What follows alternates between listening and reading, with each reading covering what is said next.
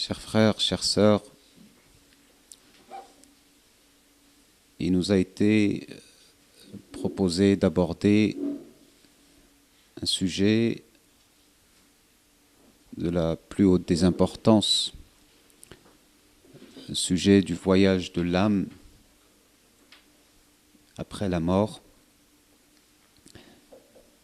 C'est un sujet qui est grave, qui est sensible, auquel nous devons accorder toute notre attention, auquel nous devons accorder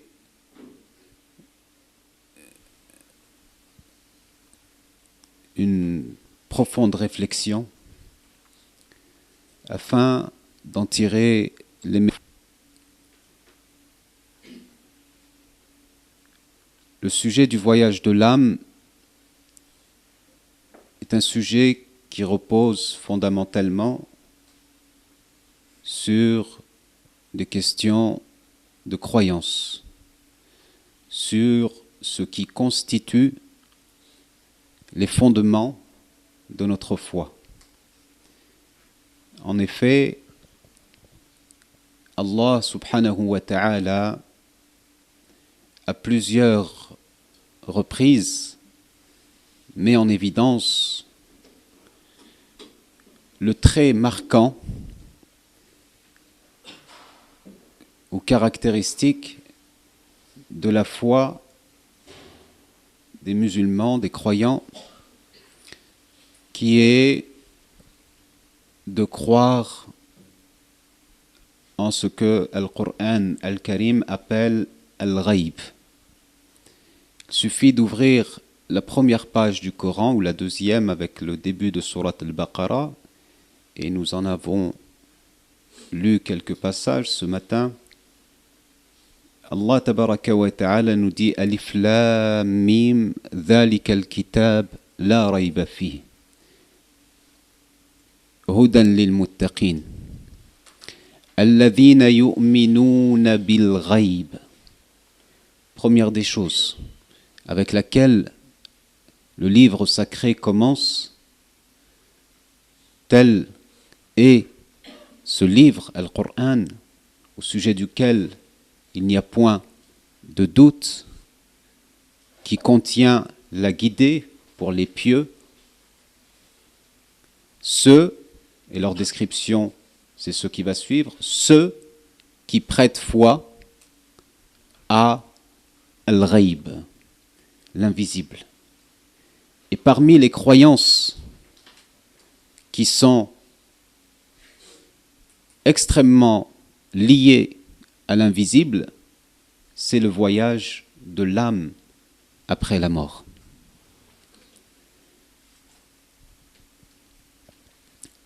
La question de la foi, de la croyance, est le cadre sans lequel on ne peut pas avancer, sans lequel on ne peut pas espérer aller plus loin. C'est pour ça, encore une fois, que la foi, la croyance, et notamment celle du Ghaib, à laquelle nous invite Al-Qur'an Al-Karim et le prophète sallallahu alayhi wa sallam, doit attirer toute notre attention. Donc ce thème qui est choisi, et d'ailleurs je ne sais pas si c'est le fruit du qadar ou du hasard, que ce thème choisi tombe à cette période précise de l'année qui est la Toussaint, je crois, la fête des morts, c'est lundi. Donc je ne sais pas si ça a été volontaire, mais subhanallah, Allah subhanahu wa ta'ala fait que les choses se déroulent ainsi. En tout cas, la question de la foi au Ghaib détermine l'avenir de tout individu, de toute personne. Et on doit également s'intéresser à ce sujet parce que le prophète sallallahu alayhi wa sallam nous dit dans plusieurs hadiths, quand il rappelle les piliers de la foi, Donc vous connaissez le célèbre hadith dans lequel il est dit, c'est de croire, le hadith de Jibril alayhi salam, c'est de croire en Dieu, en ses anges, les prophètes, les livres, les prophètes, le jour dernier, et la destinée, qu'elle soit bonne ou mauvaise. Ça, c'est un hadith que tout le monde connaît. Mais on a d'autres versions de ce hadith dans lequel le prophète sallallahu alayhi wa sallam met l'accent sur la mort. Il dit « Wa an tu'mina bil maut wa bil hayati ba'da al maut » C'est de croire à la mort, et la mort, tout le monde y croit. C'est une réalité incontestable, c'est une réalité qu'on ne peut pas démentir puisqu'on la voit tous les jours, mais il met un autre trait et il souligne le fait que ce qui est plus important encore, c'est al-hayat ba'd al-maut, c'est la vie après la mort. Comme quoi, la mort, la vie après la mort, c'est une branche parmi les ramifications de la foi qui est le pilier central, qui est le jour du jugement dernier. An tu'mina bi al-yawmi al-akhir. Al-yawm al-akhir, c'est le dernier jour, mais bien entendu, comme on va le voir, ce dernier jour commence à partir de la mort, parce que celui qui meurt rentre dans le jour de la résurrection. C'est déjà une petite résurrection, comme on le dira tout à l'heure. Donc, première chose pour laquelle il est important de s'arrêter et de se rappeler, de se remémorer ce sujet, ce thème du voyage de l'âme après la mort, c'est que c'est une question fondamentale, c'est une question de foi, de croyance. Deuxième des choses pour laquelle c'est important d'étudier ce sujet, c'est que il ne faut pas que ça soit un élément purement théorique, un élément purement intellectuel ou rationnel qui vient et qui nous traverse l'esprit.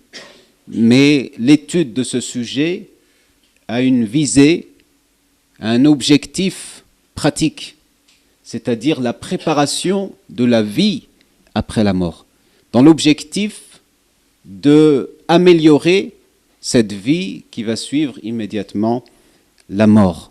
Et ça, on a des multitudes de textes sur lesquels le prophète sallallahu alayhi wa sallam revient et insiste. À titre d'exemple, il dit alayhi salatu wa salam, al-kayyisul fatin, celui qui est perspicace, intelligent et perspicace, man dana nafsahu, celui qui se juge lui-même, celui qui fait ses propres diagnostics, son autocritique, celui qui révise ses comptes jour et nuit, ses comptes avec Allah tabaraka wa ta'ala. Al-kayyisul fatin man dana nafsahu wa amila lima ba'da al-maut. Celui qui se juge et qui œuvre pour ce qui vient après la mort. Donc ça, c'est une preuve d'intelligence, c'est une preuve de perspicacité, comme le dit le prophète alayhi as-salatu was-salam. Un autre texte aussi dans lequel il nous dit, notre bien-aimé prophète alayhi as-salatu was-salam, akthiru dhikra hadhimi al-ladhat. Remémorez-vous le plus souvent possible la chose qui détruit les passions, les envies, celle qui anéantit toute passion. Qu'est-ce donc? C'est la mort. Le prophète sallallahu alayhi wa sallam dit « Akthir » fait beaucoup de rappels sur ce qui anéantit toutes les passions, toutes les envies. Et il dit alayhi salatu wassalam, à chaque fois que tu évoques ce sujet dans une situation dans laquelle tu te trouves mal, tu verras que tout de suite, elle va s'élargir. Chaque fois que c'est restreint, c'est comprimé, en évoquant ce sujet, tu vas relativiser immédiatement et tu vas regarder les choses d'une autre manière. Tu ne vas plus penser de la même manière. Tu vas plus voir ton problème comme une montagne. Tu vas le voir comme quelque chose de très simple, surmontable. Tu peux patienter. Et à chaque fois que tu évoques ce sujet dans les largesses, l'aisance, tu verras que toutes ces largesses, toutes ces aisances vont se rétrécir et vont se comprimer les unes contre les autres, tellement tu n'accorderas plus d'importance à cette aisance et à cette largesse. Donc se rappeler de la mort, c'est important, et ça a un but. Le prophète sallallahu alayhi wa sallam, il nous dit que le but de ce rappel, c'est la préparation. La préparation après la mort. Un jour, un homme est venu voir le prophète Muhammad sallallahu alayhi wa sallam et lui a dit « Ya Rasulallah sallallahu alayhi wa sallam, enseigne-moi, mais sois concis. Pas la peine de trop parler, etc. Donne-moi un conseil, mais sois le plus concis possible. Ah, ma personne ne peut pas accepter des longs discours, etc. Juste quelque chose qui me sera utile, va droit au but. » Qu'est-ce qu'il lui dit le prophète sallallahu alayhi wa sallam? Il a dit, quand tu te lèves pour prier, fais la prière comme si tu allais quitter ce monde. Qu'est-ce que nous enseigne ce texte? Ce texte nous enseigne que lorsque tu vas accomplir une prière et que tu as en tête que cette prière est ta dernière prière que tu vas prier, je pense que le rapport à la prière va plus être le même. Le rapport avec la prière va changer littéralement ou catégoriquement de direction. On n'aura plus ce même rapport avec les actions que l'on fait. Imagine-toi, tu fais ta prière et tu te dis, voilà, c'est ma dernière prière, après je vais à la rencontre de Dieu. Comment tu vas te comporter? Comment tu vas te comporter du début jusqu'à la fin? Tu vas penser à tes listes de courses. Tu vas penser aux problèmes familiaux. Tu vas penser à les problèmes des enfants. Tu vas penser à ton voyage. Tu vas penser à tes vacances. Tu vas penser à ton patron. Tu vas penser à ta paye, tes problèmes de voiture, tes problèmes avec tes voisins. Tout ça, soyez sûr qu'on n'y pense plus. On n'y pense plus. La première chose qui nous vient à l'esprit, c'est comment faire pour que cette prière soit valide et acceptée, qu'une de mes prosternations que je vais accomplir, au moment qui suit, va être validée et agréée par Allah tabaraka wa ta'ala. Donc quand tu rentres en prière, il le met face à une réalité. C'est que le but de cette prière-là, c'est qu'elle te soit utile après quoi? Après ta mort. Après ton ultime départ, après ton ultime voyage, qui est la rencontre de ton Seigneur Allah tabaraka wa ta'ala. Un autre fait qui montre l'extrême sensibilité du prophète alayhi salatu wassalam face à ce sujet. D'après Al-Bara ibn Azib radiyallahu anhu, il a dit, nous étions en compagnie du prophète sallallahu alayhi wa sallam lors d'une cérémonie funèbre. Il s'apprêtait à enterrer un défunt. Le prophète sallallahu alayhi wa sallam s'est mis sur une extrémité de la tombe, sur le bord, et il s'est assis. Il s'est assis, il a tellement pleuré, alayhi salatu wassalam, que la terre en était humidifiée. Tellement sa méditation l'a poussé tellement il a été poussé par la méditation qu'il en a versé de larmes abondantes. Et ça, c'est le prophète, alayhi salatu wassalam. Le prophète, alayhi salatu wassalam, face à la mort, quel est ses sentiments, quel est son comportement? Et ensuite, il se tourne vers ses compagnons et dit, Ya ikhwani, ala li mithli hada fa'a'iddu. Oh, mes frères, pour ce genre de situation, préparez-vous. Préparez-vous, parce que vous allez tous être un jour dans une tombe. Vous allez tous devoir affronter votre destinée inéluctable, qui est l'entrée dans la tombe. Tout ça, c'est le prophète sallallahu alayhi wa sallam. Il nous dit préparer, se rappeler, c'est bien, on se rappelle de la mort, etc., etc. Mais est-ce que ce rappel doit nous faire sombrer dans une extrémité de telle sorte que on en oublie même la pratique, on en oublie même de prendre goût à la vie? C'est pas dans ce but-là. Ça, c'est une réflexion négative. La réflexion positive, c'est vrai que ça doit susciter de la peur, ça doit susciter de l'angoisse. Mais dans quel but? De l'angoisse gratuite, que tu finisses dans une psychose et que ça t'empêche d'œuvrer, ça t'empêche après de faire tes adorations, ça t'empêche d'aller travailler, ça t'empêche d'être bon envers tes parents, ça t'empêche d'avoir le meilleur comportement et tu restes comme si tu étais un vieux torchon chez toi et tu ne bouges plus. C'est pas ça. La mort, quand on s'en rappelle, ça doit, nous, au contraire, nous motiver à préparer notre mort, à préparer notre après-mort. C'est dans ce but-là que le prophète sallallahu alayhi wa sallam disait préparer cette rencontre. Un émir, il a dit à un pieux serviteur qu'on appelait Abu Hazim, rahimahullah. Il lui a dit, Ya Aba Hazim, pourquoi nous détestons tant la mort? Abu Hazim a répondu, parce que vous avez peuplé et rempli votre vie ici-bas et vous avez déserté l'au-delà. Imagine-toi, tu vois deux maisons.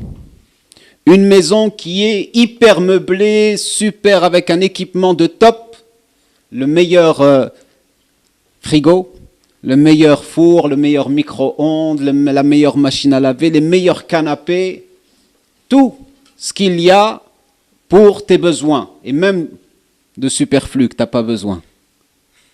Tout est à ta disposition.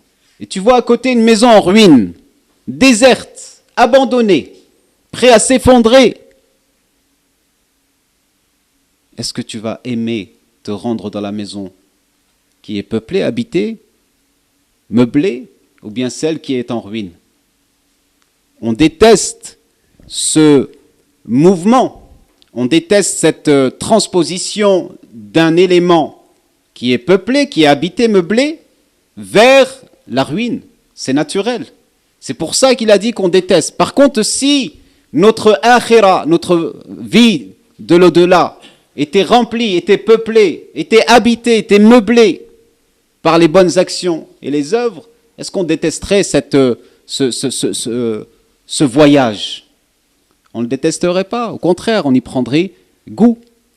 Et il lui dit, Sulayman ibn Abd al-Malik, qui demande à Aba Hazim, il lui dit, comment va se dérouler notre rencontre avec Dieu demain, le jour du jugement dernier? Abu Hazim lui dit que celui qui a été bienfaiteur se comportera comme quelqu'un qui a été longuement absent de chez lui et qui vient à la rencontre de sa famille. Imaginez-vous, quelqu'un qui s'est absenté longuement, plusieurs mois, plusieurs années, voire, et qui vient, qui rencontre sa femme, ses enfants, ses parents, sa famille, ses proches, ses bien-aimés. Quelle est la joie qu'il va éprouver? Et il dit, c'est ça, al-muhsin. Amma al-muhsin, fakal ghaib an ahlihi, yaqdumu ala ahli. C'est comme quelqu'un qui était absent et qui vient à la rencontre de sa famille. Amma al-musi, par contre l'autre, le malfaiteur, comment va être sa rencontre avec Dieu? Il dit, comme al-abiq. Vous savez ce que c'est l'Abiq? C'est l'esclave qui est en fuite de son maître. Imaginez-vous, on le met devant son maître. Comment il va se comporter? Il ne va pas être terrifié, terrorisé, parce qu'il a fui, il a osé fuir, etc. Il s'est comporté d'une telle manière. Donc ça, c'est un exemple qui était de leur époque. Mais en tout cas, regardez l'image que reflète cette rencontre avec Allah, tabaraka wa ta'ala. En tout cas, la préparation est importante.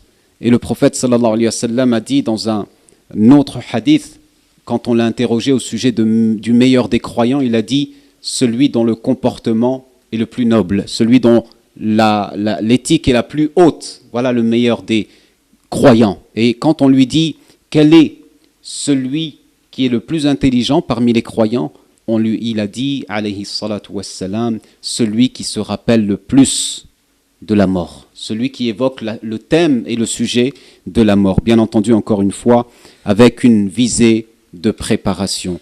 Et enfin, le prophète, alayhi salatu wassalam, et on pourrait citer une multitude de textes là-dessus pour vraiment prendre conscience de l'importance que le prophète sallallahu alayhi wa sallam accordait à cette question. Il disait, Ya Abdullah, Abdullah ibn Omar, le fils de Omar, il lui disait, Ya Abdullah, sois dans ce bas monde comme si tu étais un étranger et considère-toi comme étant un habitant de la tombe. Sois dans ce bas monde, vis dans ce bas monde comme si tu étais un étranger, c'est-à-dire que l'étranger, quelqu'un qui est dans un endroit qui sait qu'il ne va pas rester parce que ce n'est pas son pays d'origine, ce n'est pas sa ville natale, ce n'est pas ses attaches, etc. Donc qu'est-ce qu'il va faire quand il va se trouver dans cet endroit-là? Est-ce qu'il va prendre tous les meubles qu'il y a chez lui ou bien il va se contenter du minimum?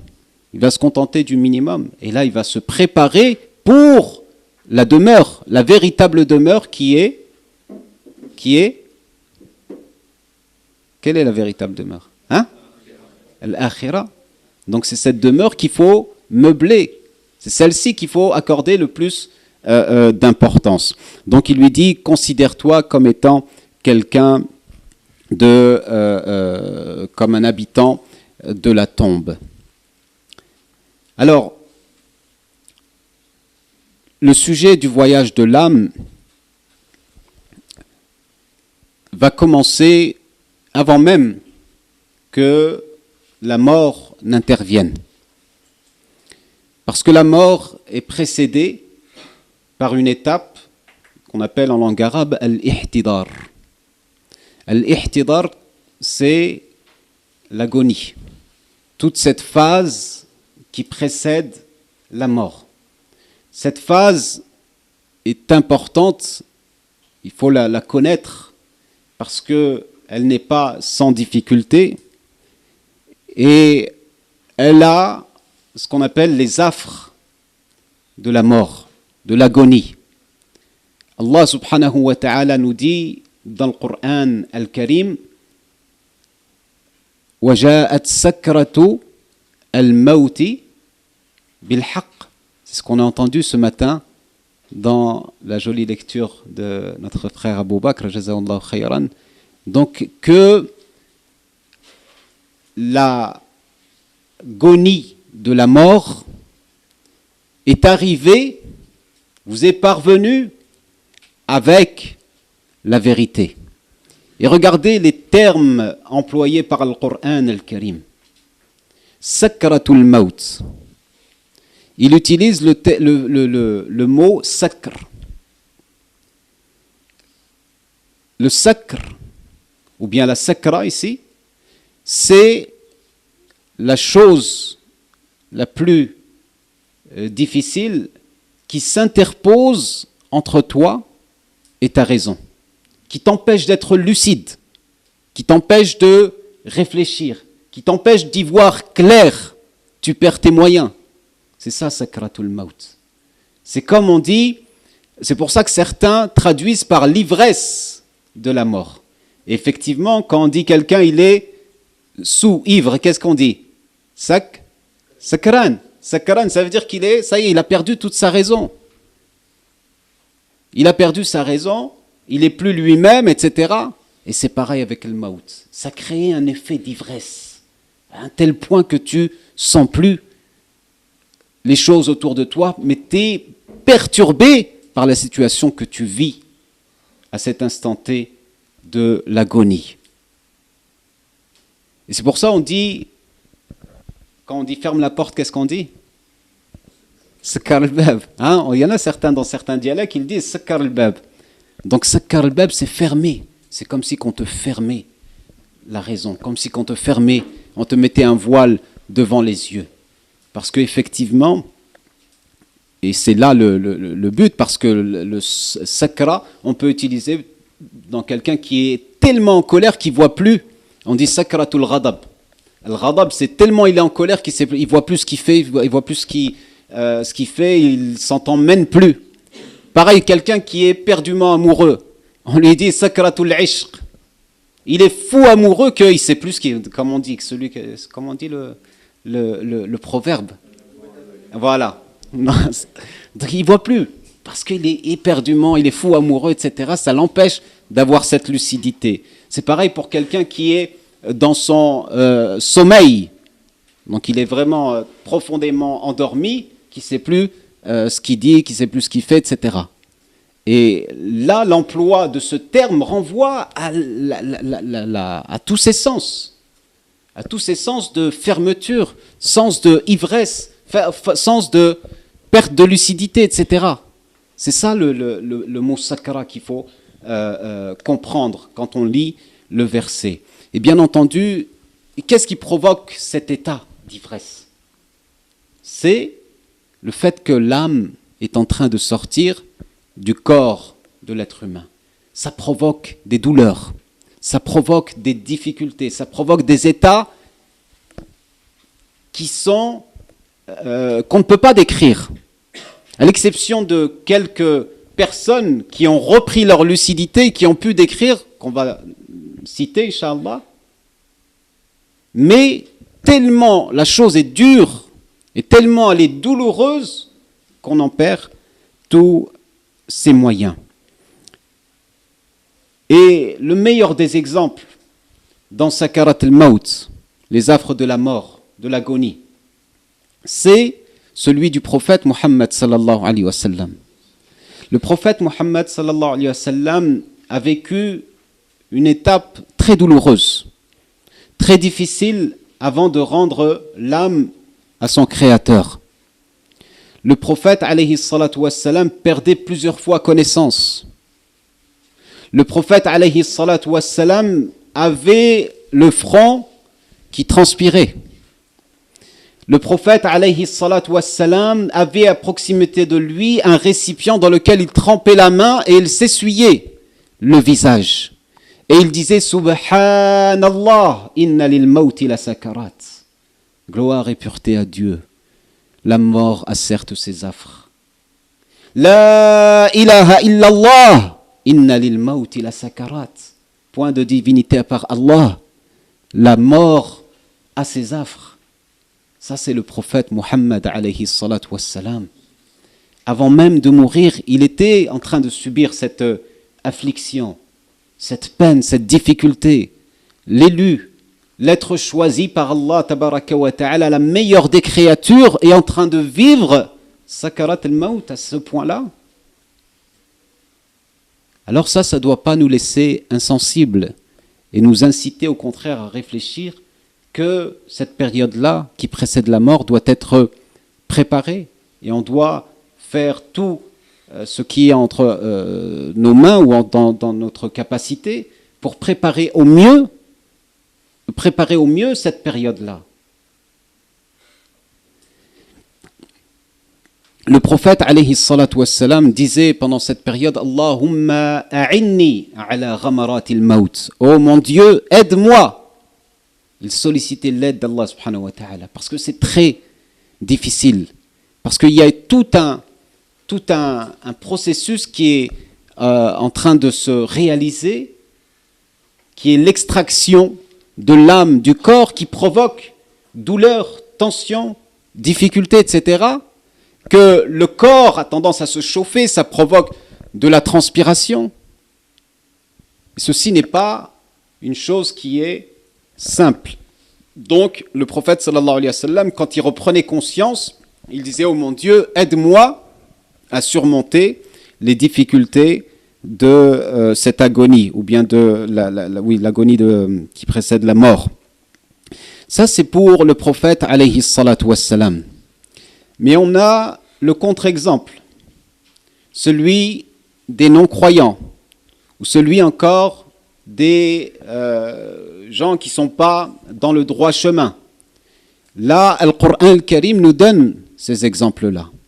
Allah subhanahu wa ta'ala dit dans le Coran al-Karim وَلَوْ تَرَى إِذِ الظَّالِمُونَ فِي غَمَرَاتِ الْمَوْتِ. Et si tu observes les injustes dans les affres de la mort, وَالْمَلَائِكَةُ بَاسِطُوا أَيْدِيهِمْ, alors que les anges, tendent les mains, أَخْرِجُوا أَنفُسَكُمْ, faites sortir votre âme. Les anges disent cela à ces personnes qui sont injustes. الْيَوْمَ تُجْزَوْنَ عَذَابَ الْهُونِ بِمَا كُنْتُمْ تَقُولُونَ عَلَى اللَّهِ غَيْرَ الْحَقِّ وَكُنْتُمْ عَنْ آيَاتِهِ تَسْتَكْبِرُونَ. Aujourd'hui, vous allez subir le châtiment le plus humiliant. En raison du fait que vous démentiez les signes de Dieu, les versets de Dieu, que vous remettiez en question, que vous n'y prêtiez pas foi, vous allez subir le châtiment le plus humiliant, et du fait que vous mentiez au sujet, que vous étiez des orgueilleux. Donc là, le verset nous dit comment se déroule l'extraction de l'âme de ces gens-là qui sont injustes. Donc on a vu déjà l'exemple du prophète sallallahu alayhi wa sallam avec sa difficulté. Que devons-nous penser des autres personnes qui ont commis des injustices? Et la pire des injustices, quelle est-elle? C'est le shirk, c'est l'associationnisme sous toutes ses formes. Ça, c'est la pire des injustices. Et donc commettre des actes d'injustice, etc., ça provoque, rien que avant la mort, ça provoque beaucoup de difficultés. Dans un autre verset, Allah tabaraka wa ta'ala nous dit وَلَوْ تَرَى إِذْ يَتَوَفَّى الَّذِينَ كَفَرُوا الْمَلَائِكَةِ. Et si tu vois, là il nous précise الَّذِينَ كَفَرُوا, si tu voyais ceux qui mécroient, alors que les anges sont en train d'extraire leur âme, يَضْرِبُونَ وُجُوهَهُمْ وَأَدْبَارَهُمْ, les anges les frappent de face et de dos, c'est-à-dire sur leur face et sur leur dos. Ça c'est الَّذِينَ كَفَرُوا. Même si nous, on ne peut pas percevoir ces choses-là. Et là, ça renvoie à ce que je cite, le ghaib. Ça fait partie de la croyance du ghaib. Le Coran al-Karim nous informe au sujet de ces choses-là qui dépassent la raison humaine, qui dépassent tout entendement humain. Mais ça, Allah tabaraka wa ta'ala nous le rappelle. Dans quel but? Dans quel but? Comme ça, c'est de passage. Ça rentre dans une oreille et ça sort de l'autre. Non, c'est dans le but, encore une fois, de s'y préparer, de ne pas ressembler à ce genre de personnes. Donc pourquoi les anges frappent-ils ces personnes?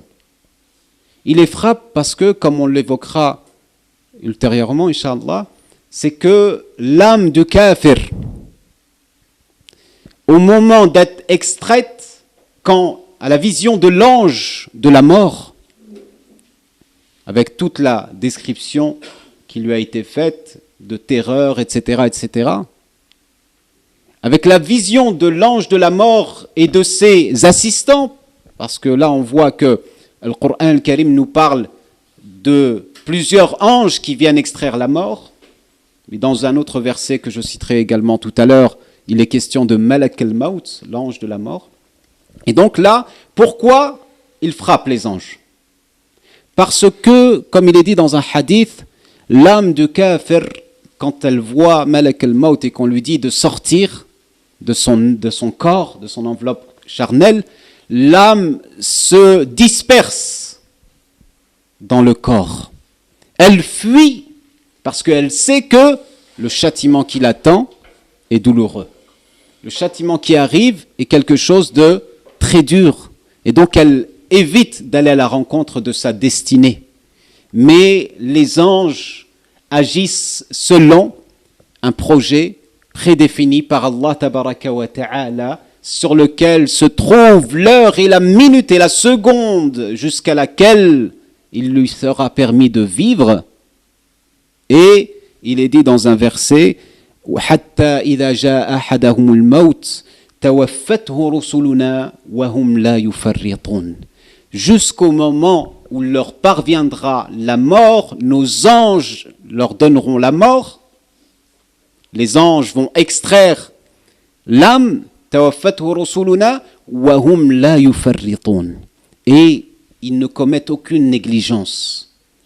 Tout ceci se fait avec un timing, si on peut s'exprimer ainsi, très précis.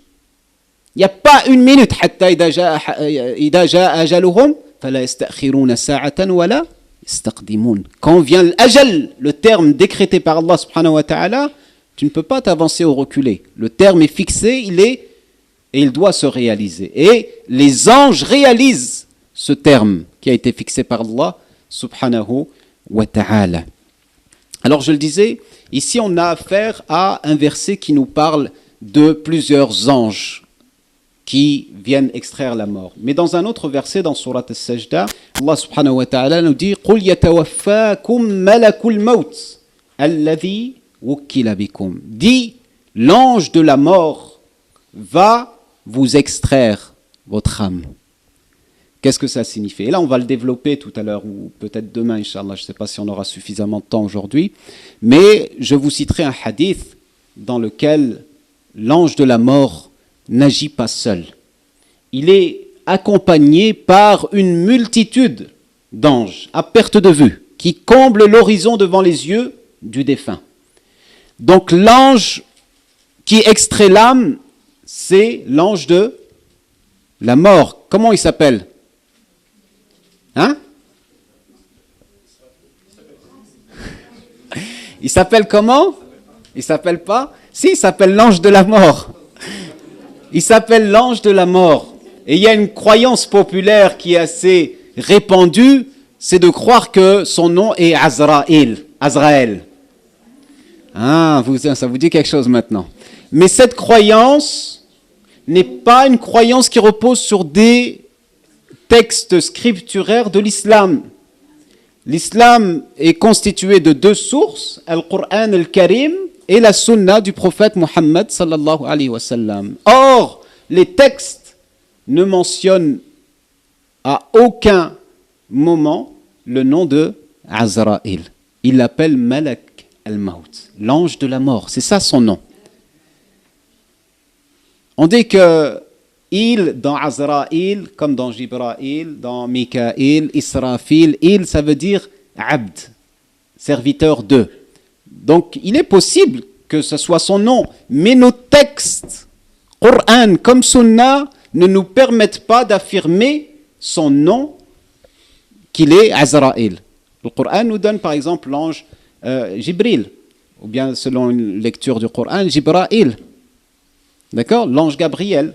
Son nom est cité clairement, il n'y a pas d'ambiguïté là-dessus. Israfil, Mikaïl, et ainsi de suite. Donc on a des anges qui sont cités clairement par leur nom. Et là, on y prête foi et on y accorde tout notre crédit. Par contre, les anges qui n'ont pas de nom particulier ou qui ne nous n'est pas parvenu selon des sources sûres, comme celui de l'ange de la mort, alors on l'appelle l'ange de la mort. Il y a certains textes qui sont qui véhiculent comme ça, sur lesquels on peut... Mais ce n'est pas des textes qui sont sérieux. Bref, cette petite parenthèse pour parler de l'ange de la mort qui agit accompagné par une multitude d'anges. Donc ces anges sont soit les anges de la rahma, soit les anges du adab, soit les anges de la miséricorde, soit les anges du châtiment. Vous vous rappelez tous cette histoire de cet homme qui avait tué 99 personnes et qui a été voir un pieux dévot. Il lui a dit, est-ce que je peux me repentir? Il lui a dit, pas possible. 99 personnes, tu veux te repentir encore? C'est pas possible. Il l'a tué pour en finir 100. Donc il a tué 100 personnes. Jusqu'au jour où il a rencontré un homme qui était savant. Et là, ça montre la différence qu'il y a entre un pieux dévot et un savant. C'est la connaissance qui font toute la différence. Que l'homme savant l'a orienté vers... Et lui a dit, si tu peux te repentir, mais tu dois partir vers tel et tel endroit. C'est ce qu'il a fait. Et en plein chemin, il trouve la mort. Les anges sont partagés. Les anges de la mort, les anges de la rahmat, de la miséricorde, ou bien les anges du adab. Il y a un conflit d'intérêts. Hein? Ici, les deux catégories d'anges viennent. Comment on fait? Qui le prend? Là, pour dire que la mort, soit y assiste les anges de la miséricorde, soit y assistent les anges du adab. Donc, en tout cas, Malak al-Maut n'est pas quelque chose n'intervient pas seul, mais il est toujours accompagné par soit les anges de la mort, soit les anges de la miséricorde, soit les anges du châtiment. Alors on voit que, à travers ces deux exemples, celui du prophète, sallallahu alayhi wa sallam, et celui des mécroyants, ou des négateurs, que dans les deux cas, dans un comme l'autre, on retrouve la difficulté de la mort. Et certes, la difficulté éprouvée par les non-croyants est plus importante et plus lourde à supporter que celle des croyants. Mais est-ce que ça signifie que le croyant qui subit ces affres, ces afflictions, cette douleur à ce moment de l'agonie, ça signifie que Dieu est en train de le châtier? Non, absolument pas. Absolument pas. Pour le croyant, cette douleur, cette difficulté qui précède la mort est soit une élévation pour lui, et c'était le cas du prophète sallallahu alayhi wa sallam, soit un repentir, soit, c'est-à-dire que Allah subhanahu wa ta'ala veut lui effacer ses péchés. Pour ça qu'il faut se priver, s'interdire de porter un jugement sur quelqu'un qui est en train de mourir. Après tu dis, ah celui-ci il a souffert, ah celui-ci Dieu ne l'aimait pas, ça se voit. Ça se voit parce que après ce qu'il a vécu là, ça c'est vraiment, il a fait quelque chose de très grave. Non, tu n'as pas le droit. Tu n'as pas le droit de porter un jugement sur quelqu'un, même si l'apparence est effrayante, même si ça te fait peur, même si ça te fait penser à quoi que ce soit, ne porte pas de jugement sur quelqu'un qui est en train de agoniser. Donc, Aïcha radiyallahu anha, vous savez que c'est elle qui a été aux côtés du prophète sallallahu alayhi wa sallam pendant sa maladie, ou du moins une partie de la maladie de la mort du prophète sallallahu alayhi wa sallam. Donc elle a été très proche de lui et elle a vécu avec le prophète sallallahu alayhi wa sallam cette difficulté. Et après cela, elle a dit, radiyallahu anha, jamais plus je ne serai jalouse ou j'envierai quelqu'un qui a eu une mort, entre guillemets, douce après ce que j'ai vécu aux côtés, après ce que j'ai vu que le prophète sallallahu alayhi wa sallam avait subi. Plus jamais, maintenant que je vois quelqu'un qui me donne l'impression qu'il est en train de mourir, on dit qu'il est parti doucement, qu'il est parti en paix, calmement, il n'a pas souffert, etc. Ça, on ne peut pas le savoir, nous. On ne peut pas le savoir. On n'a pas d'éléments qui nous permettent de sonder le sentiment ou le comportement ou la situation du défunt ou de celui qui agonise. On n'a pas. Donc on ne peut pas juger, porter un jugement aussi bien dans un cas comme dans l'autre. Mais en tout cas, Aïcha radiyallahu anha l'avait très bien compris. Elle a dit, maintenant que je vois quelqu'un qui part, qu'on a l'impression qu'il part en douceur, ça ne me fera pas envie de mourir comme il a trouvé la mort. Parce qu'après ce que j'ai vu du prophète sallallahu alayhi wa sallam, qui est l'être élu, l'être choisi par Allah subhanahu wa ta'ala, la meilleure des créatures, tous ces genres de choses ne me font plus envie, parce qu'elle a vu ce que le prophète sallallahu alayhi wa sallam a vécu. D'autre part, on a des textes qui mentionnent que la mort du croyant est pour lui identique à un reflux, comme un reflux gastrique, je ne sais pas, les médecins me confirmeront, quelque chose qui ressort comme une goutte d'eau qui sort d'une bouteille ou d'un récipient. Vous voyez, Je ne sais pas si vous voyez. Vous avez vu l'eau qui est tombée? Non, c'est pas grave, faites comme si vous avez vu.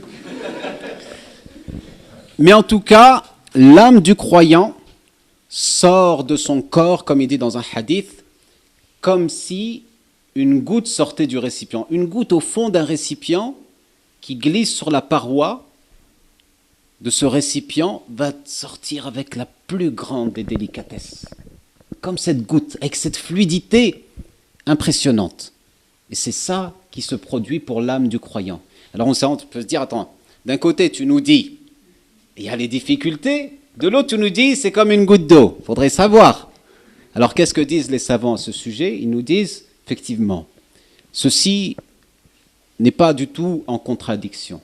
Parce que l'agonie est un processus qui peut durer pas seulement quelques heures, ça peut durer peut-être plusieurs jours. Donc, le début de cette agonie, c'est là qu'il ressent les plus grandes difficultés. C'est là qu'il ressent la lourdeur et la sakra et l'enivrement, l'ivresse. Et toutes ces difficultés sont ressenties dans le début. Mais à la fin, l'âme sort comme sort une goutte d'eau.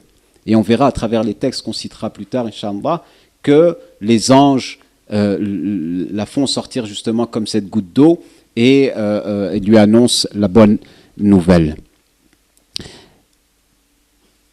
En tout cas, cette période, cette phase de l'agonie est une phase donc, qui fait perdre la lucidité et qui est difficile à décrire. Tant qu'on ne l'a pas vécu, on n'aura pas de véritable sensation, de véritable idée au sujet de cette agonie. Mais on a eu dans l'histoire des cas exceptionnels qui ont relaté cette manière de vivre l'agonie. Et la plupart du temps, donc ce sont des faits qui se répètent, comme par exemple certains compagnons du prophète sallallahu alayhi wa sallam avaient dit, et c'était Amr ibn al-As radiyallahu anhu, qui avait dit « Je souhaite un jour voir quelqu'un qui garde sa lucidité au moment de la mort afin qu'il me décrive cet instant. » Et il n'a jamais eu cette occasion. Jusqu'au jour de sa mort, son fils il lui a dit « Tu te rappelles, papa ? Tu étais en train de me dire, tu souhaitais qu'un homme te raconte. Et toi, je pense que tu es cet homme aujourd'hui qui a sa lucidité. Raconte-moi ce que tu ressens. » Regardez l'intelligence du fils. Il lui dit, son père, effectivement mon fils, c'est comme si je voyais le ciel s'être abattu sur moi et me compresser. Et c'est comme si je respirais au travers d'un trou d'une aiguille. Je ne sais pas, peut-être que vous avez eu l'expérience et remarquez les gens qui sont dans l'agonie, leur respiration est difficile, elle est douloureuse. Et ça, c'est ce que ce compagnon avait décrit. Il a dit que j'ai l'impression de respirer à travers un trou comment on appelle le trou de l'aiguille là? Le chat de l'aiguille. Donc c'est tellement petit, c'est tellement fin, etc., que tu as du mal à respirer. Tu as l'impression que tu es comprimé, etc. Ça, c'est une des descriptions qui a été donnée par Amr ibn al-As. Il y a eu d'autres savants, d'autres personnes qui ont vécu cet instant, qui ont gardé leur lucidité. Un jour, il y a aussi un homme qui avait demandé à Omar ibn al-Khattab « Parle-moi de la mort ou de l'agonie, de la phase de l'extraction de l'âme du corps. » Il lui a dit « C'est comme si que on avait un coton qui était qu'on arrachait de certains pics. Donc ça provoquait cette douleur. Quand on médite sur ces cas, et on pourrait s'étendre, etc., mais ce n'est pas l'objectif, mais ces différents cas de l'agonie, un jour, Al-Hassan al-Basri était rentré visiter quelqu'un qui était justement en train de mourir et de rendre son âme. Quand il l'a vu, l'état dans lequel il était, il a dit une chose dont le début est ainsi, on doit avoir plus peur de ce qui vient après. Et une chose dont la fin est ainsi, on devrait plus s'en débarrasser au début. Vous avez compris quelque chose? Et il a dit une chose, je répète, une chose dont le début provoque cette situation. C'est quoi cette chose-là? La mort. Si ça c'est le début de la mort, qu'est-ce qu'on doit dire de ce qui vient après? Ça doit être pire. Donc on doit avoir plus peur de ce qui vient après que ce début, cet instant T de l'agonie.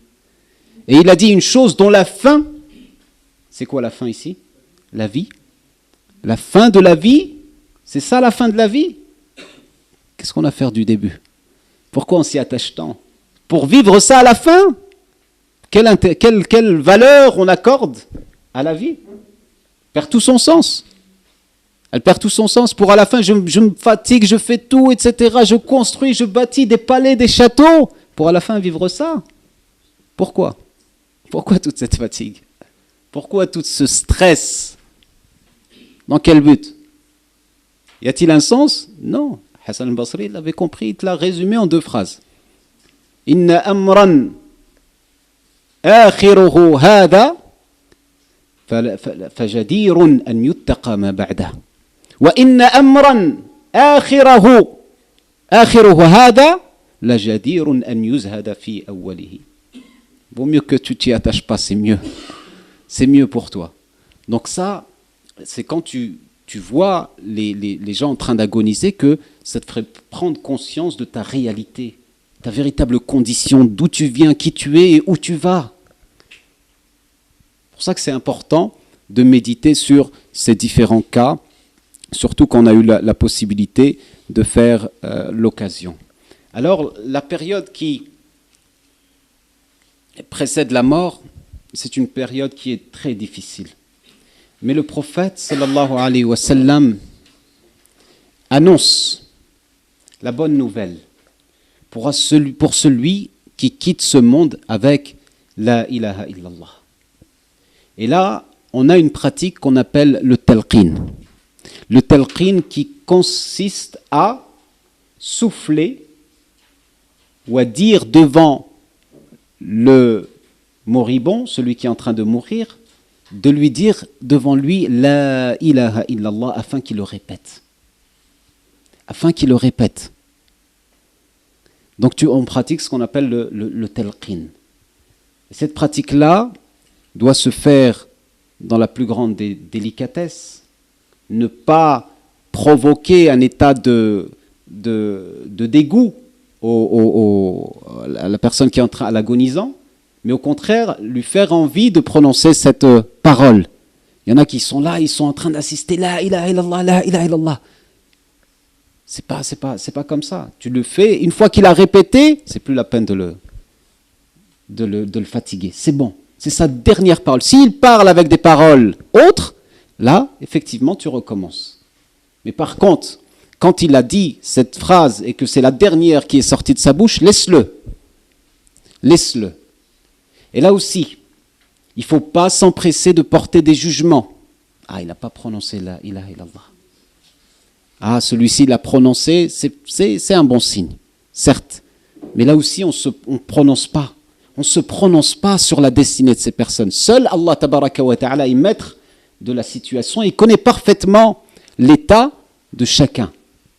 C'est pour ça qu'on ne s'empresse pas de porter des jugements. Certes, on peut avoir l'espoir qu'une personne est partie avec la ilaha illallah, que, Inch'Allah, la promesse du prophète sallallahu alayhi wa sallam se réalisera pour elle. On a l'espoir. Donc ce cadeau, c'est que le prophète sallallahu alayhi wa sallam dit, si tu quittes ce monde avec la ilaha illallah, tu rentres au paradis. Tu rentreras au paradis. Cadeau. Allah tabaraka wa ta'ala te donne ce cadeau. Comme vous le savez, un homme sera convoqué le jour du jugement dernier avec des montagnes de péchés, des montagnes immenses de fautes, transgressions.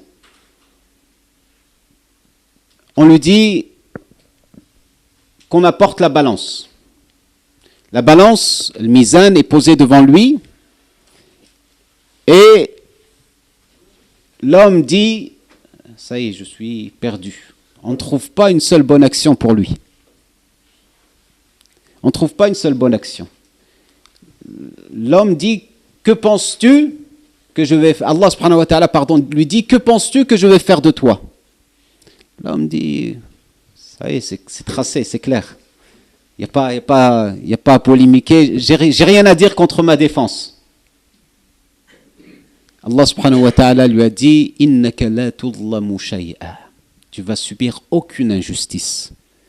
Et on dit qu'on ramène la bonne action de mon serviteur. À son grand étonnement, ce serviteur, on lui pose devant lui une petite carte de la taille d'un ongle dans laquelle est inscrit La ilaha illallah. L'homme il dit, qu'est-ce que ça va changer? Tu as une montagne de fautes et cette petite carte-là va changer les choses. Allah subhanahu wa ta'ala lui dit, tu ne subiras aucune injustice. On met la carte qui contient La ilaha illallah dans un plateau et les montagnes de fautes dans l'autre plateau et c'est La ilaha illallah qui prend le dessus. Allah subhanahu wa ta'ala lui dit, je ne t'avais pas dit que tu ne serais pas opprimé. Va, je t'ai pardonné, rentre au paradis. Parce qu'il a fini sa vie avec La ilaha illallah. La ilaha illallah, c'est la phrase pour laquelle Allah subhanahu wa ta'ala nous a créés. C'est la phrase pour laquelle il a descendu le livre. C'est la phrase pour laquelle il y a un paradis, il y a un enfer. C'est la phrase pour laquelle il y a des livres et il y a des messagers. La ilaha illallah. Pour ça que le prophète sallallahu alayhi wa sallam il dit innamal a'mal bil khawatim. Al-a'mal, les actions, le véritable mérite de tes actions, c'est ta dernière action que tu vas accomplir. C'est ça qui te permettra d'obtenir le meilleur de l'au-delà. Ta dernière action, quelle est-elle? C'est sur ça qu'il faut se focaliser. Terminer sa vie en beauté. Et quand est-ce qu'il sait qu'on a une belle, que c'est la fin? Personne ne sait quand est-ce que la fin advient. Personne ne peut déterminer avec précision, aujourd'hui, demain, c'est bon, je vais mourir. Non, personne ne le sait. Personne ne le sait. Et donc c'est pour ça, faire en sorte que, comme disait Abdullah ibn Umar, radiyallahu anhu, Ida asbahta fala tantadhir al-masa. Quand vient le matin, n'attends pas le soir. Wa ida amsayta, quand vient le soir, n'attends pas quoi? Le matin. Quand vient le soir, n'attends pas le matin. Pourquoi? Parce que tu ne sais pas. Peut-être que c'était en dernier jour, que c'était tes derniers moments. Et donc fais en sorte que tu quittes ce monde avec une bonne action. Rappelez-vous ce hadith dans lequel le prophète sallallahu alayhi wa sallam a dit, il y a des gens qui œuvrent toute leur vie avec des actions, des gens de l'enfer, des habitants de l'enfer, toute leur vie, jusqu'à le moment qui précède la mort. Ces gens-là font une œuvre des gens du paradis et rentreront au paradis. Et le contraire. Toute leur vie, il y en a qui font des actions des gens du paradis. Attention, ne dites pas que je ne vous dis pas de faire des actions des gens du paradis, au contraire. Mais, je vais vous expliquer pourquoi. Là, il dit, le prophète sallallahu alayhi wa sallam, ils font des actions des gens du paradis, et vient le moment qui précède la mort, ils font une action des gens de l'enfer et ils rentrent en enfer. Donc ces gens-là, de quoi on a tenu compte? De quoi on a tenu compte? De la fin de leurs actions. De la fin de leurs actions. Et c'est pour ça que le prophète sallallahu alayhi wa sallam, pour revenir au talqin, celui qui dit La ilaha illallah avant de mourir, rentrera au paradis. Il va rentrer au paradis. Donc cette garantie, elle est importante, etc., mais elle n'est pas gagnée. Elle n'est pas donnée à tout le monde de pouvoir le dire. C'est pour ça que cet instant-là doit se travailler. Vous savez ce qu'il dit Ibn Kathir, rahimahullah, il dit Les lois de Dieu ont décidé ainsi, c'est que celui qui grandit sur une chose va vieillir sur cette chose-là. Et celui qui vieillit sur une chose va mourir sur cette chose-là. Et celui qui meurt sur une chose va être ressuscité sur cette chose-là. Si tu grandis dans l'adoration d'Allah, tu vas vieillir, Inch'Allah, dans l'adoration d'Allah. Si tu vieillis dans l'adoration d'Allah, tu vas mourir dans l'adoration d'Allah. Et si tu meurs dans l'adoration d'Allah, tu ressusciteras dans l'adoration d'Allah. Bizarre, hein? Comme il a dit le prophète, sallallahu alayhi wa sallam, pour le pèlerin qui s'est fait briser la nuque par sa monture alors qu'il était en état d'ihram. Le prophète, sallallahu alayhi wa sallam, lui a dit, lavez-le, mais ne le parfumez pas, il reste en état d'ihram, et il sera ressuscité le jour du jugement dernier en train de faire labbaik Allahumma labbaik, labbaik la sharika laka labbaik, innal hamda wa ni'mata laka wal mulk la sharika lak. Il va être ressuscité avec cela. Pourquoi? Parce que sa vie, c'était une vie d'adoration. Et il a trouvé la mort sur cette bonne action. Alors imagine-toi, tu trouves la mort en prosternation, en lecture du Coran, en dhikr. C'est pour ça que le prophète sallallahu alayhi wa sallam, il a dit, ne meurs pas ou ne meurs qu'en ayant ta langue humidifiée par l'évocation du nom de ton Seigneur. Comme ça, au moins, tu pars avec une bonne action. Entraîne-toi à la bonne action si tu veux que ta fin de vie se termine avec une bonne action. Et donc, pour revenir au hadith tout à l'heure, pour ne pas vous laisser dans la perplexité, c'est que le prophète sallallahu alayhi wa sallam dit effectivement, il y a des gens qui œuvrent en bien toute leur vie, mais dans un autre hadith, il nous donne la description de ces gens. Ils œuvrent en bien dans les apparences. Fima yabdu linnas. De ce qu'on peut apercevoir. Nous, on le regarde, on dit Masha'Allah. Quel pieux serviteur de Dieu. Un autre, tu le vois, tu lui dis celui-ci, il est foutu.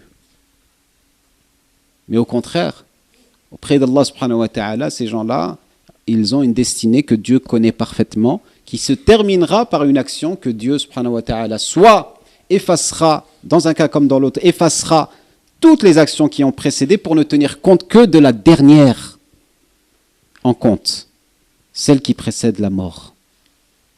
Rappelez-vous, les sorciers Sahara du peuple de Pharaon, hein, qu'est-ce qu'ils ont dit?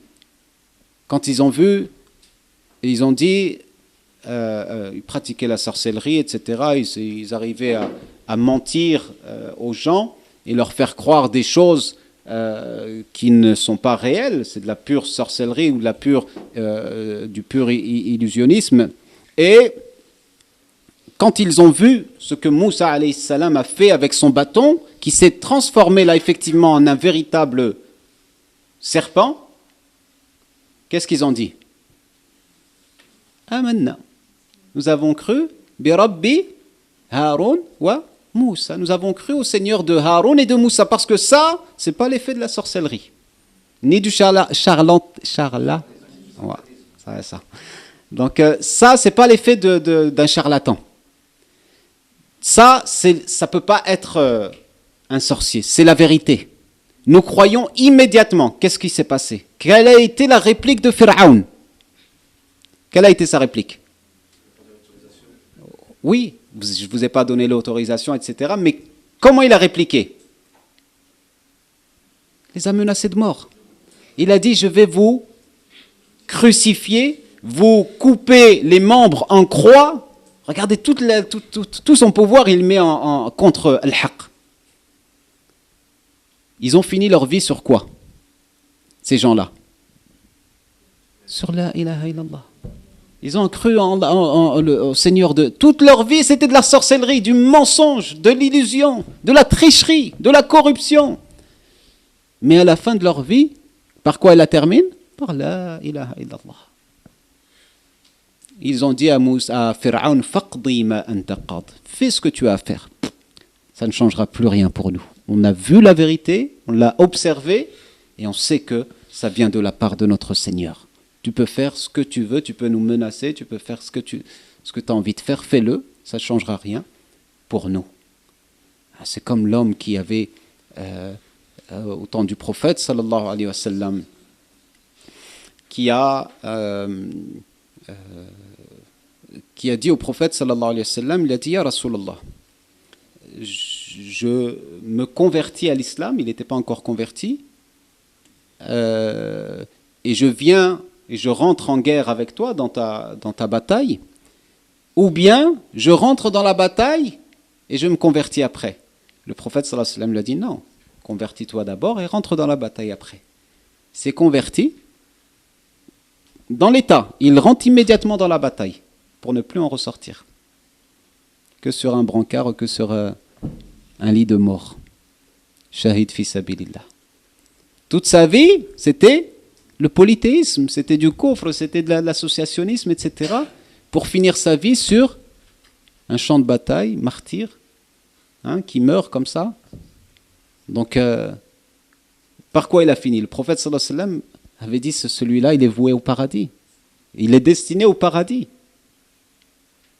Donc là, le prophète sallallahu alayhi wa sallam, quand il nous dit, faites en sorte que vos agonisants terminent leur vie avec la ilaha illallah, ça a toute son importance. Ça a toute son importance. Donc il faut veiller, aider, accompagner, donc d'où le travail de l'accompagnement. Et comme on a dit tout à l'heure, parmi les choses qu'il faut faire également dans l'accompagnement, c'est d'aider le mort, notamment par lui donner à boire. Parce que la chaleur est intense à ce moment d'extraction. Donc s'il peut boire, qu'on lui donne à boire. S'il ne peut pas, on peut lui injecter quelques gouttes. Si au pire des cas, il ne peut pas injecter, on peut lui humidifier les lèvres, etc. Donc il faut l'aider. Il faut l'aider. Parce que ce n'est pas simple du tout. Comme on souhaite, nous, être assistés, à ce moment-là, être aidés par des gens qui sont pieux. Et donc, même les savants disent que c'est de rapporter quelqu'un de sage, quelqu'un de pieux, etc., qui connaît ces règles-là, afin de l'aider à partir tranquillement, entre guillemets. Donc c'est très important. Donc sur cette phase-là aussi, certains recommandent d'orienter vers la Qibla. Donc il n'y a pas de texte clair à ce sujet, mais c'est une recommandation qui est faite par les savants. Donc c'est un peu des questions techniques sur lesquelles on ne va pas s'étendre, Inch'Allah. L'instant qui précède la mort est une des difficultés de la mort. Mais ce n'est pas la seule. Parce que la mort contient d'autres difficultés. Notamment celle de l'extraction de l'âme, dont on vient de décrire quelques traits caractéristiques. Deuxième des choses, c'est la vision de l'ange de la mort. Cet ange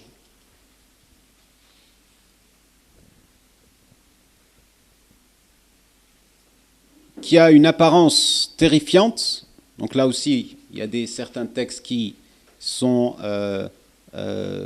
diffusés, qui ne reflètent pas forcément la réalité, qu'il attend d'elle, qu'il attend de Dieu, qu'il attend de langue, etc., qu'il a une apparence. C'est vrai que son apparence est effrayante de manière générale. Et Allah subhanahu wa ta'ala dit dans le Coran Karim وَبَدَا لَهُمْ مِنَ اللَّهِ مَا لَمْ يَكُونُوا يَحْتَسِبُونَ. Et ils verront, ils regarderont des choses qu'ils ne s'attendaient pas à voir. Tout ce qu'on peut dire, c'est qu'il y a des choses qui se déroulent devant l'agonisant qui sont extraordinaires et qui parfois sont effrayantes, notamment la vue de l'ange de la mort. Donc rien que voir l'ange de la mort, ça peut être une épreuve supplémentaire à l'agonie.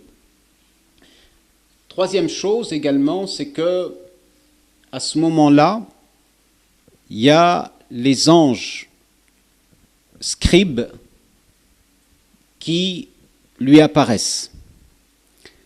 Les anges scribes, c'est-à-dire celui qui se trouve sur la droite de chaque être humain, qui inscrit les bonnes actions, et celui qui se trouve sur sa gauche, qui inscrit les mauvaises actions. Il a été rapporté par le prophète sallallahu alayhi wa sallam qu'il n'y a pas un mort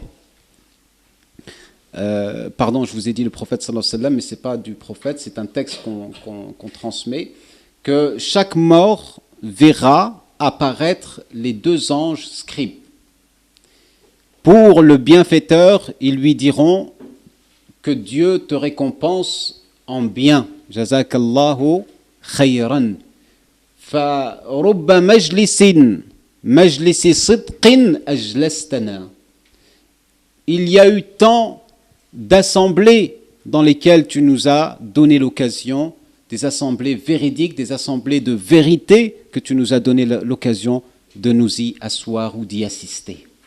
Et il y a tant de bonnes actions qu'on a pris plaisir à inscrire et à écrire à ton sujet, qu'Allah te récompense pour tout ceci. Par contre, le malfaiteur, le transgresseur, il lui disait, ces anges lui apparaissent également, ils lui disent que Dieu ne te récompense pas. Combien de mauvaises assemblées à laquelle tu nous as contraints d'y assister? Combien de mal, d'actions, de mauvaises actions tu nous as contraints de regarder, de voir? Combien de mauvaises paroles tu as prononcées? Que Dieu ne te récompense pas. Ça aussi, c'est un supplice que de rencontrer ces anges de cette manière-là. Donc, une fois de plus, pour alléger cette souffrance, c'est tout simplement préparer cet instant-là, cette rencontre de ces anges-là. Un autre événement également qui peut se produire, qui ne se produit pas nécessairement, mais qui, il y a la possibilité qu'il se produise, c'est la venue de Shaitan à ce moment-là. Shaitan peut effectivement apparaître à l'être humain à ce moment-là. L'être humain, s'il a été mauvais, c'est afin qu'il termine sa vie dans le mal. Vraiment la cité à le plus grand des dévoiements, des égarements, jusqu'au dernier souffle qui va rendre. S'il était bon, c'est pour lui faire dévier de sa bonté et qu'il termine sa vie avec une mauvaise action. Et là, Shaitan ne désespère pas. C'est un de ses, entre guillemets, ses atouts, ses avantages, c'est qu'il a espoir jusqu'au dernier moment de te voir sortir du droit chemin.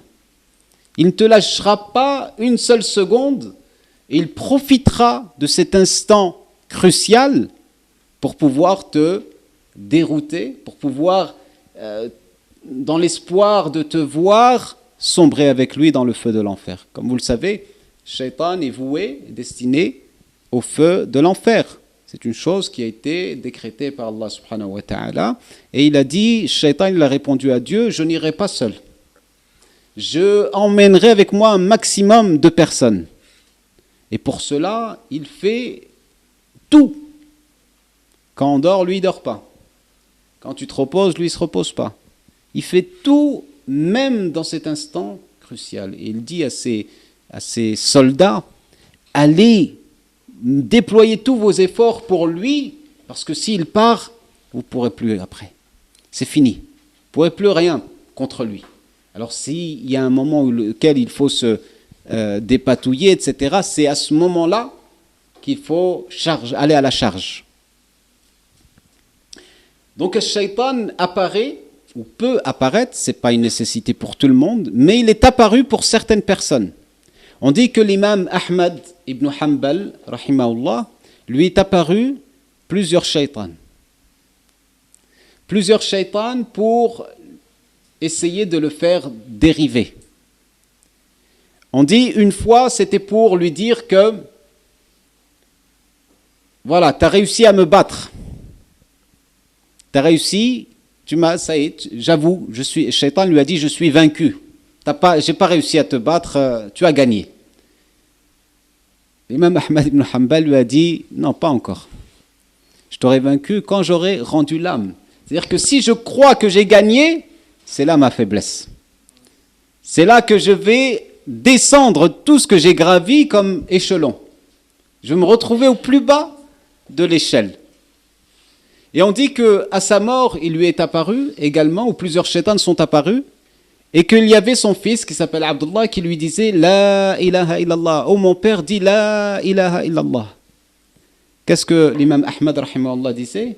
Il disait La, non, non, non. Imagine-toi, tu dis La ilaha illallah à quelqu'un, il te dit non. C'est un choc. Son fils s'est mis à pleurer. Il dit comment mon père, l'imam, le défenseur de la sunna du prophète, sallallahu alayhi wa sallam, cet homme qui a tant sacrifié dans la voie de la défense de la sunna du prophète, sallallahu alayhi wa sallam, qui a donné sa vie, qui s'est fait frapper, et dont les coups, les conséquences des coups, il les ressentait également dans la maladie qui a provoqué sa mort. Plusieurs années encore, après s'être fait battu pour les positions qu'il a prises, il a dit, je ressens actuellement les douleurs du massacre qui m'ont fait subir les. À ce moment, tout ça dans la voie d'Allah subhanahu wa ta'ala. À la fin, il lui dit, là, tu lui dis, dire la ilaha illallah, il te dit non. C'est le fils s'est dit, c'était un rêve qui s'effondre, c'était une illusion qu'on souhaitait tant voir aboutir. Et là, aujourd'hui, il subit un choc parce que son père lui dit là. Le père s'est évanoui. Comme je vous ai dit, sakarat al-maut, ça provoque des difficultés, ça fait perdre la lucidité, la conscience, etc. Donc il s'est évanoui. Quelque temps après, il voit son fils, il se réveille, il voit son fils en train de pleurer. Il lui dit, mon fils, pourquoi tu pleures? Il a dit, je te dis de dire la ilaha illallah, tu as dit non. Il a dit, c'est pas à toi que je disais non. Il y avait 2 shaitans qui sont venus me voir. 2 shaitans, il y en a un qui me dit, meurs en tant que chrétien, c'est la meilleure religion. Je lui dis, là. L'autre me dit, à ma gauche, meurs en tant que juif, c'est la meilleure des religions. Je lui ai dit, là. Donc c'est à eux qu'il a répondu, parce qu'effectivement, ils font tout pour te dévier du droit chemin, même à ce moment le plus crucial. On dit aussi que le shaitan peut apparaître sous l'apparence d'un homme ou d'une femme que tu connaissais avant. Il va prendre l'apparence de ton père, de ta mère qui est déjà décédé, ou d'un proche que tu connaissais qui est déjà décédé, et il va te dire, moi j'ai visité l'au-delà, et je reviens avec des informations que tu n'as pas. Tu veux la vérité, c'est pas l'islam, c'est pas la ilaha illallah. Meurs en tant que polythéiste, meurs en tant que un tel, dévoie, change de voie. Et pour ça, Iblis, Allah subhanahu wa ta'ala, lui a donné la possibilité de prendre l'apparence d'être humain, quelque chose qu'il a la possibilité de faire. Donc il y a cette possibilité. Mais sachez que ce n'est pas quelque chose qui doit se faire systématiquement pour chacun des agonisants. Peut-être que quelqu'un ne va pas avoir un shaitan et qui sera épargné, et qu'Allah nous en épargne d'ailleurs. Parce qu'il va venir avec de l'eau et te proposer, et te dire, voilà, toi tu es en train de souffrir, etc. C'est pour ça qu'il faut assister les agonisants, encore une fois. Parce qu'ils peuvent avoir besoin de quelque chose, et que si c'est shaitan qui vient lui proposer, il va l'acheter. Il peut l'acheter avec ses propositions. Il va dire, tu veux de l'eau? Mais d'abord, il faut dire cette chose-là. D'accord? Il faut que tu changes de religion. D'accord? C'est pour ça que le prophète, sallallahu alayhi wa sallam, dans sa prière, avant de dire salam alaykum, qu'est-ce qu'il dit? Qui connaît la dua? Ah oui, après? Adab al-nar, adab al-qabr, fitnatil mahya wal mamat. Les épreuves de la vie et de la mort. Parmi les épreuves de la mort, il y a celle qui précède la mort. Et c'est une épreuve. L'agonie, etc. Peut-être que la vision, la tentation de shaitan apparaît à ce moment-là. Pour ça que c'est important, juste avant le salam, de dire cette dua. Parce que la vie comporte des épreuves. Mais pas seulement. Et la pire des épreuves, c'est la dernière épreuve, c'est celle de la mort. Et on verra une autre épreuve qui intervient dans la tombe, et ce sera la dernière épreuve pour le croyant, qui est Dammatul Qabr, c'est-à-dire que la tombe se rétrécit sur lui. Donc là, qu'est-ce que ça nous a? Ça nous montre que la mort est précédée par une période de l'agonie qui comporte ces difficultés, et afin de surmonter au mieux ces difficultés, c'est la préparation de la mort. وأقول قولي هذا واستغفر الله لي ولكم فاستغفروه إنه هو الغفور الرحيم.